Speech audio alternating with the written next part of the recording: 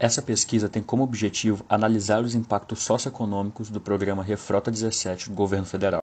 O Refrota é uma linha específica de crédito no âmbito do Programa de Infraestrutura de Transporte e da Mobilidade Urbana, ProTransporte, operada pela Caixa Econômica Federal, que tem como primeiro objetivo financiar a ampliação, modernização e/ou renovação da frota de ônibus urbanos no país, ao viabilizar para as empresas de transporte público o acesso a um total de R$ 3 bilhões, com recursos do Fundo de Garantia do Tempo de Serviço, FGTS, para o financiamento de 10 mil ônibus novos. O programa representa a modernização de aproximadamente 10% da frota, de 107 mil veículos em circulação atualmente no país. O segundo objetivo é reduzir a recessão econômica atravessada pelo país, a qual gerou impactos na indústria brasileira de ônibus. Em 2016, a retração na produção do segmento chegou a 62%, passando de 49.369 para 18.705 unidades produzidas. Nos últimos 3 anos, a queda se mostra ininterrupta, correspondendo a uma queda acumulada de 54% no triênio. A metodologia utilizada para analisar as transmissões, distribuições e intensidades dos prováveis impactos econômicos dos recursos creditícios do Refrota 2017 foram feitos exercícios de simulação em um modelo de sumo-produto, MIP, proposto por Leontief em 1966. O MIP fornece a descrição completa das interações dos setores produtivos em determinado tempo e localidade, cuja estrutura acompanha de equilíbrio geral.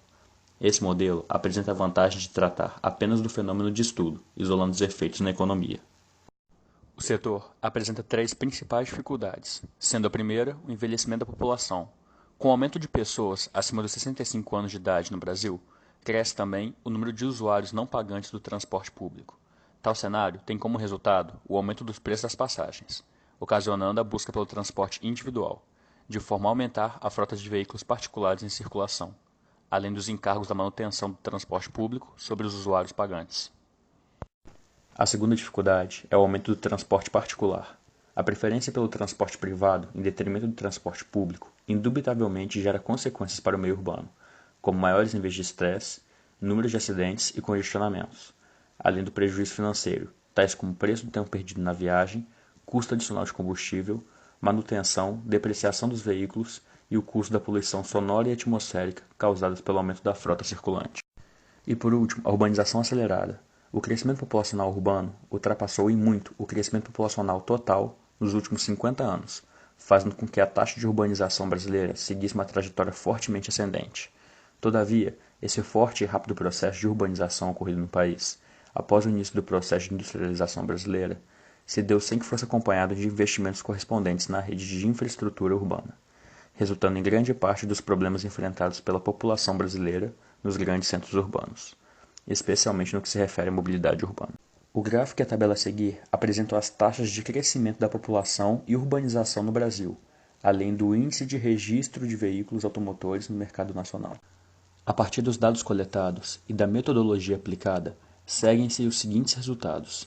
O gráfico informa a porcentagem dos efeitos positivos das concessões sobre os principais indicadores macroeconômicos.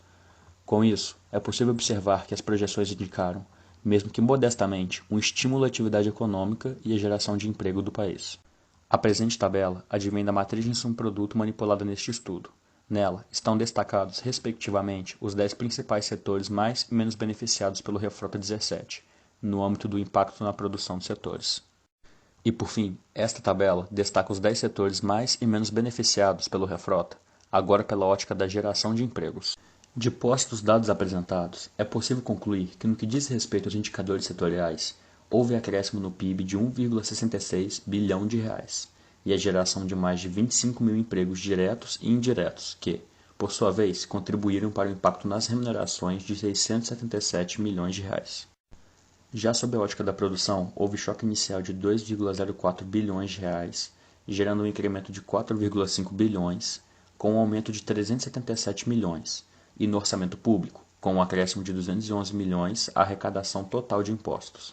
Além disso, os principais setores beneficiados foram de fabricação de automóveis, caminhões e ônibus, exceto peças, S33, comércio por atacado e varejo, S41, e fabricação de peças e acessórios para veículos automotores, S34, tanto em termos de aumento de produção quanto da geração de empregos.